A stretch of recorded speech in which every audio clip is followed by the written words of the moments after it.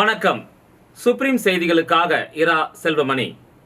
இன்றைய முதன்மை செய்திகள். புதுச்சேரியில் நேற்று இரவு பெய்த கனமழையில் நகரின் பல்வேறு பகுதிகளில் வெள்ளம் போல் தேங்கிய மழைநீர். மோட்டார் மூலம் நீரை வெளியேற்றும் பணியில் பொதுப்பணித்துறையினர். காரில் இருந்தபடி பாதிப்புகளை கேட்டறிந்த முதலமைச்சர் ரங்கசாமி. வில்லியனூர் தொகுதியில் மழைநீர் தேங்கிய பகுதிகளில் எதிர்க்கட்சித் தலைவர் சிவா ஆய்வு. புதுச்சேரி கௌசிக பாலசுப்பிரமணியர் கோவிலில் கந்தசஷ்டி விழா கொடியேற்றத்துடன் தொடங்கியது. புதுச்சேரியில் இரவு சுமார் 2 மணி நேரத்திற்கு மேலாக பெய்த கனமழையின் காரணமாக நகரின் பல்வேறு பகுதிகளில் மழைநீர் வெள்ளம் போல் தேங்கி நின்றது. தேங்கிய மழைநீரை மோட்டார் மூலம் வெளியேற்றும் பணியில் பொதுப்பணித்துறையினர் ஈடுபட்டு வந்தனர். மேலும் பாதிப்பு குறித்து முதலமைச்சர் ரங்கசாமி காரில் இருந்தபடி பார்வையிட்டார். தென்மேற்கு வங்கக்கடலில் காற்றழுத்த தாழ்வு பகுதி வலுப்பெற்றுள்ள நிலையில் புதுச்சேரியில் இரவு சுமார் 2 மணி நேரத்திற்கு மேலாக பலத்த மழை பெய்தது. இந்த மழையின் காரணமாக நகரின் பல்வேறு பகுதியில் உள்ள தாழ்வான சாலைகளில் மழைநீர் குளம்போல் தேங்கியது. இதன் காரணமாக பொதுமக்கள் வீட்டை விட்டு வெளியே வர முடியாத சூழ்நிலை ஏற்பட்டது. மேலும் சூரியகாந்தி நகரில் தேங்கிய நீரை மோட்டார் மூலம் பொதுப்பணித்துறையினர் வெளியேற்றினர்.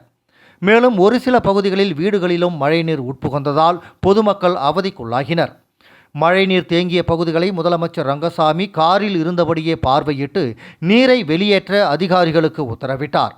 தொடர்ந்து நள்ளிரவு சற்று மழை ஓய்ந்த நிலையில் ஒரு சில பகுதிகளில் மழைநீர் வடிந்து வருகிறது. இருந்த போதிலும் விட்டு விட்டு மழையும் பெய்து வந்தது.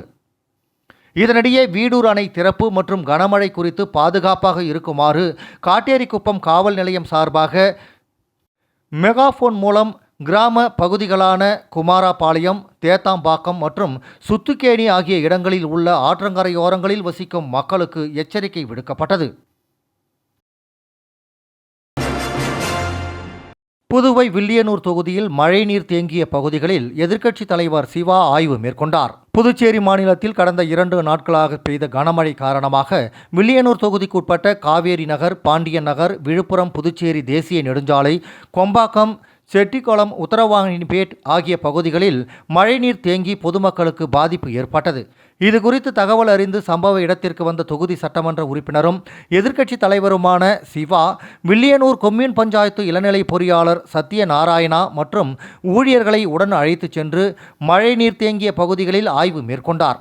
அப்போது மழைநீர் தேங்கிய பகுதிகளில் மோட்டார் வைத்து இறைக்கவும், மழைநீர் தேங்காமல் இருக்க சம்பந்தப்பட்ட வாய்க்கால்களை தூர்வாரவும் அதிகாரிகளுக்கு உத்தரவிட்டார். இந்த ஆய்வின் போது பொதுப்பணித்துறை